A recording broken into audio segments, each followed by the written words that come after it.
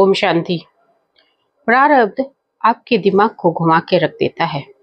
ये प्रारब्ध होता क्या है, चलिए स्टोरी से समझते हैं। एक मेरे भाई थे, उनकी शादी के लिए उन्होंने 10 लड़कियां देखी। 10 लड़की के बाद एक लड़की फाइनल कर लिया। अब वो एक लड़की से उनका एंगेजमेंट हो गया, बातचीत हुई और अचानक से बोला कि मेरे को शादी नहीं करनी है इससे। घर वाले सब परेशान कि भाई ऐसा क्या हो गया, क्या पसंद नहीं आई? नहीं, मुझे कुछ समझ नहीं आ रही, मुझे कुछ समझ नहीं आ रही है, मुझे ये शादी नहीं करनी है। सोचिए परिवार वाले को कैसा लग रहा होगा। सारे रिश्तेदार के पास कार्ड बढ़ चुका, सबको पता है कि एंगेजमेंट हो चुकी है, शादी हो रही है, लेकिन हुआ नहीं। ये किसने आके ये चेंज करवा दिया? ये आपका प्रारब्ध कर्म है। प्रारब्ध कर्म आपके परिणाम को लेके आता है, आपका भाग्य होता है, आपका किस्मत होता है।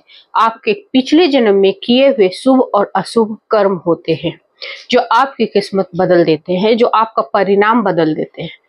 फिर कुछ दिनों के बाद उसने दूसरी लड़की देखी, तीसरी लड़की देखी और बहुत सारी लड़कियां देखी, जहां कभी वो रिजेक्ट कर देते, कभी ये रिजेक्ट कर देते।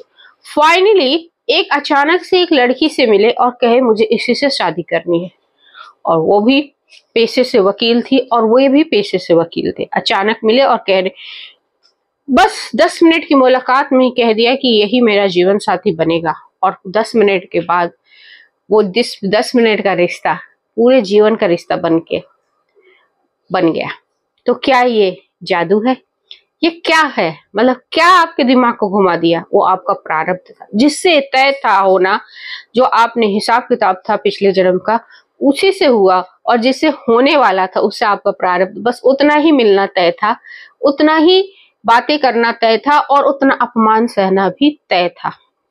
जो आपने किसी का दिल दुखाया होगा तो वो आपको दुखा के गया, या उसका जो ऋण रह गया वो आपने चुकाया, या उसका कुछ आपके पास रह गया तो आपने चुकाया। तो आदान प्रदान किया, वहां पे रिश्ते बनना नहीं था, वहां कट गया। और जिससे बनना था उससे तो सिर्फ आपने 5 मिनट मिले और जीवन भर का रिश्ता आपका बन गया। तो देखिए प्रारब्ध का जादू कैसे आपके दिमाग को घुमा के रख देता है, और जिससे होना होता है शादी उसी से होता है। इस बात को समझिए और समझकर सोचिए कि ये प्रारब्ध क्या क्या करता है।